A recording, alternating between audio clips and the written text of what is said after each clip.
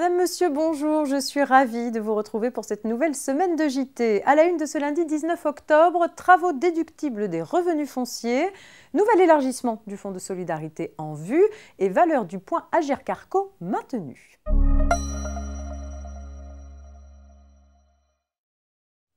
Et on ouvre donc ce JT avec une précision concernant les travaux déductibles des revenus fonciers. Les dépenses d'entretien et de réparation réalisées sur des immeubles procurant des revenus fonciers sont déductibles, tandis que les travaux de construction et d'agrandissement ne le sont pas. La distinction entre ces deux types de dépenses est délicate, comme le prouve une nouvelle décision de jurisprudence. Il a été jugé que le remplacement d'une toiture ayant nécessité la démolition de murs et d'une partie de la toiture existante constituait des travaux de reconstruction et d'agrandissement non déductibles dès lors qu'ils avaient affecté le gros œuvre et avaient abouti à la reconstruction d'une partie du bâtiment dont le volume avait été augmenté. De plus, les autres travaux qui, pris isolément, auraient pu être regardés comme des travaux d'amélioration et de réparation, sont indissociables des travaux de reconstruction et de ce fait ne peuvent pas non plus être déduits des revenus fonciers.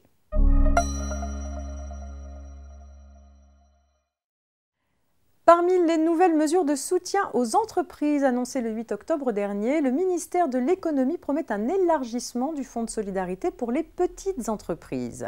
Rappelons que depuis le mois de juillet, l'aide mensuelle de l'État est réservée aux secteurs les plus touchés par la crise, bénéficiaires du plan tourisme.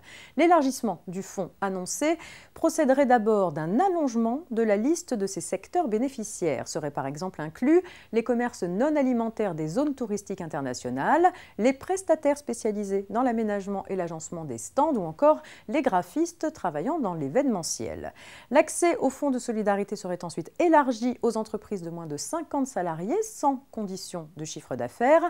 Annoncé précédemment, enfin, le rehaussement du plafond de l'aide à 10 000 € dans la limite de 60% du chiffre d'affaires bénéficierait finalement aux entreprises accusant une perte de chiffre d'affaires supérieure à 70% et non pas 80% comme initialement envisagé.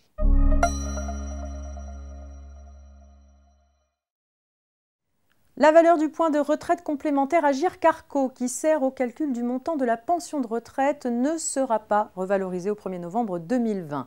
Du fait du contexte de crise sanitaire, le conseil d'administration de l'Agirc-Arrco a en effet décidé de la maintenir à 1,2714 €, soit la valeur applicable depuis le 1er novembre 2019.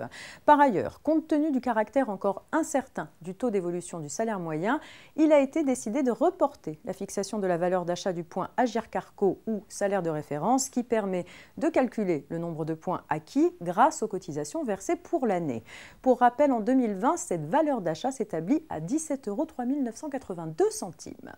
C'est la fin de ce JT, très bon début de semaine et à demain mardi.